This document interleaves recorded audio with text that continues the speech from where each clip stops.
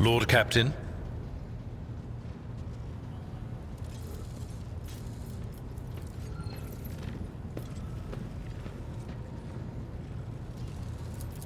Lord Captain.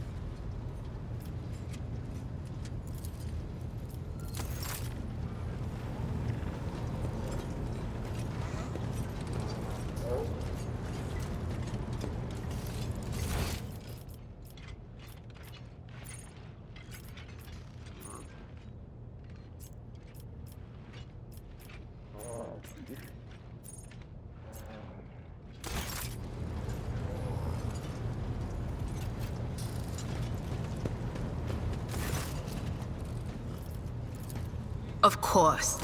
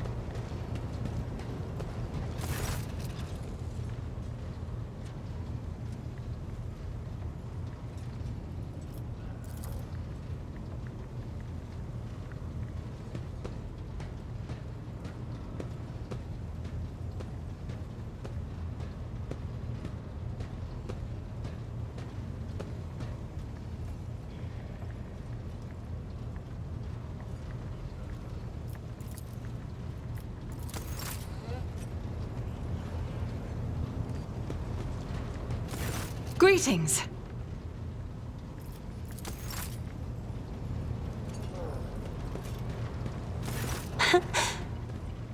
Words cannot describe how boring the bridge is without our stimulating conversations. I am a part of House Orselio, an ancient dynasty of the Navis nobility. Since time immemorial, our family has served to advance knowledge, pushing at the boundaries of the dark unknown. The Starway Atlas contains 2,843 routes that chart the sectors of the Segmentum Obscurus and reach all the way from the Coronus Expanse to Holy Terra. And uniting the Imperium's thousands of worlds. House Orselio is bound by commercial pacts to houses Galeatis, Ortina, Drotus, and... There is a dark blue knot tightening on your neck, Lord Captain. I can see my reply is not satisfying your thirst for knowledge. What is it you desire to hear exactly? You will? That would be most appreciated, Lord Captain.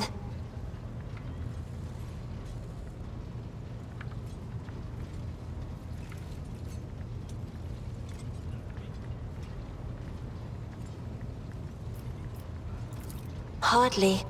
According to the chronicles of the house, I was born on one of the Orselio worlds. Oh, what was it? Please forgive me, Lord Captain. My childhood memories are too vague.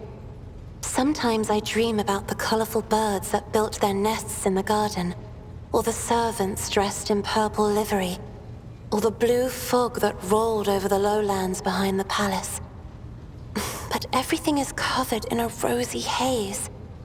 Perhaps it is my imagination, not my memory, that is painting these pictures.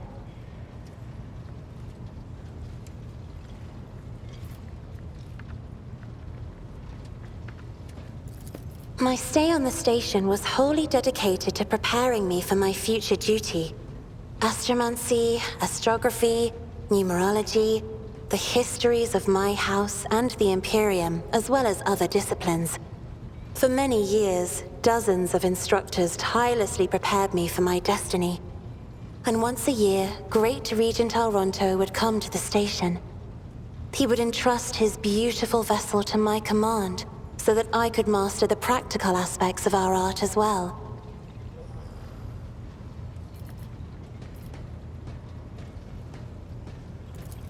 The Regent gave me a bird from a sunlit planet once. I tried to befriend it and make it sing, but for some reason, it refused, and died soon after. The instructors were too respectful of my duty to my house to waste precious time on idle chatter. Aside from them, there were only servants on the station, and you know they have their vocal cords removed, so they cannot break their vow of silence.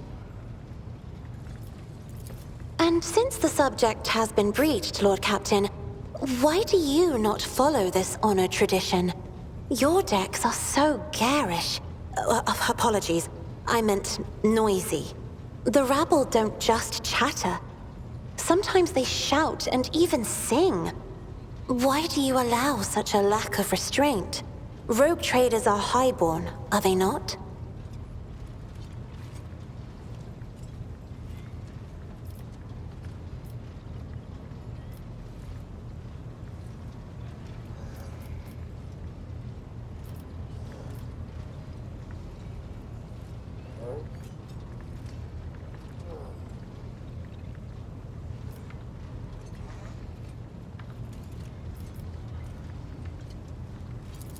Your words sound amazingly blasphemous. If a ruler's duty dictates the need for violence, would dispensing it not be their responsibility? I will contemplate your answer in solitude.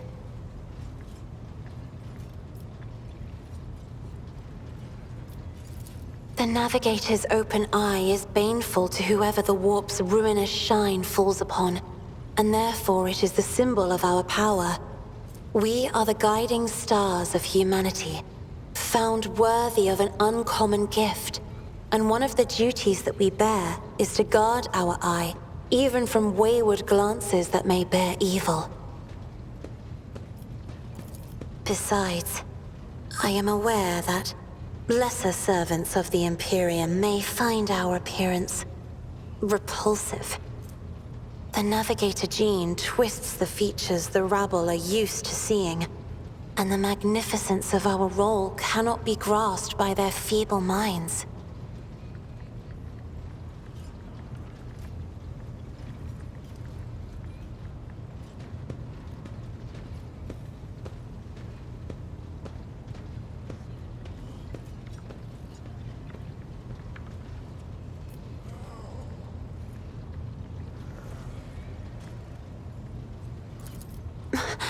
Lord Captain, you are overstepping the bounds of propriety.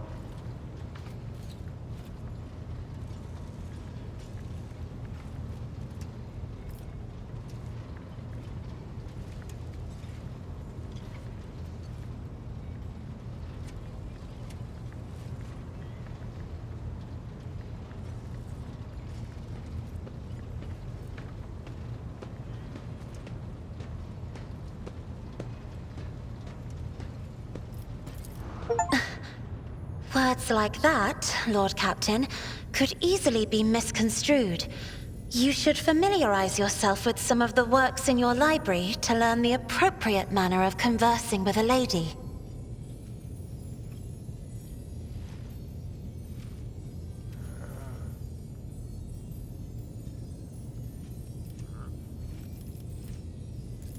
It may be difficult to describe. You see, every navigator perceives the warp differently. My mentor, Great Regent Elronto, always described his travels through the Immaterium as a journey through a vast wood with countless paths. And I, assisting him in the first voyages, futilely tried to follow his example. But the wood would not reveal itself to me.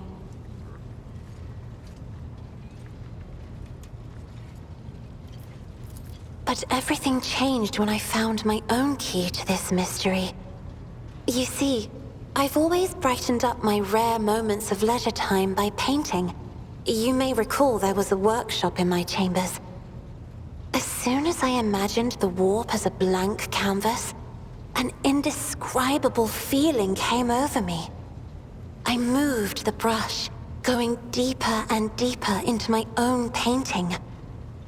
Visions were hidden within the vibrant colors of my palette, and something inside me knew which should be brought out and which should be left behind.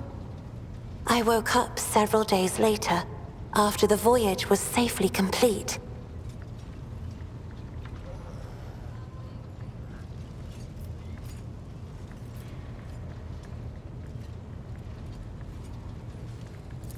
The Emperor graced me with a gift. I can see inner life in addition to the mundane. You cannot know that a fruit has rotten from the inside until a blade slices it in two.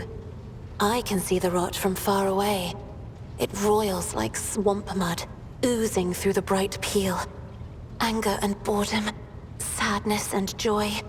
Everything that people shut away inside themselves is revealed to me like colors on the canvas of my world.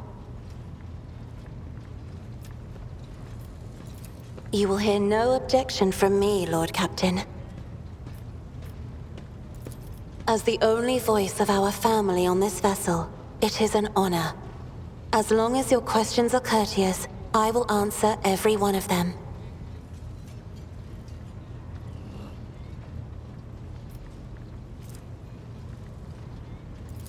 You are shrewd indeed. My ancestor charted that route while fleeing the enemies of humanity. They say the Emperor himself was his guide, because the warp expelled their vessel without a single loss. Unfortunately, the lips of those who relate this tale seep with disgusting green hubris. I think Kalain Orselio was simply a skilled navigator.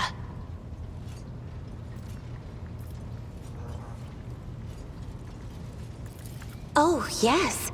The navigators of the house came to the Coronus Expanse fairly recently, a mere 208 years ago. Before that, our ancestors expanded the borders of humankind's dominion for the glory of the Emperor, blazing trails to different corners of the galaxy.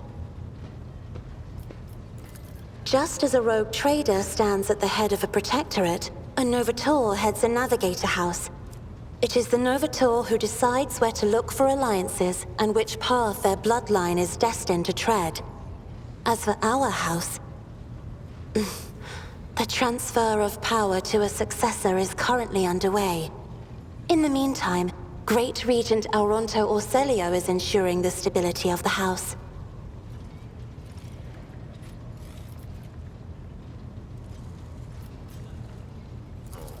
So, says Regent Auronto. Nothing is decided yet. Some people in the house become enshrouded in rolling grey clouds at the thought of me becoming the Novator. But even more are bound with dull leaden chains. They think I am not ready for such a burden.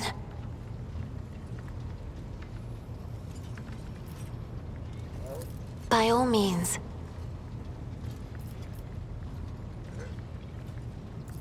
Sister Argenta shines like a guiding star, inspiring resolve in those around her, seemingly inexplicably. However, I see a dark and ugly fog billow behind her, contrasting sharply with her shining light. It burdens the Sister of Battle. It drags her down. Yet Argenta herself is hardly aware of it. Seneschal Viserion is among the few whose colors are a pleasure to look at. Whenever the Seneschal speaks, heavenly crystal clarity spreads around him. And whenever he is angered, dark blue clouds condense over him. And in his rare moments of joy, a pure gleam of sunset pink caresses the souls of those near him. Out of your entire retinue, Lord Captain, he is the only one I would trust with my life. Idira's emotions are like a maelstrom, bright, unbridled, enveloping her form like a wondrous kaleidoscope of colors. And as dangerous as a twisting warp storm. The riot of colors hides the truth from my eyes. What exactly is driving this woman? Is it her own will, or is it the Immaterium, Lord Captain? Right here? Are you sure? Of course. Let us turn from personal matters to more pressing concerns. I have enjoyed your company. Thank you for the conversation.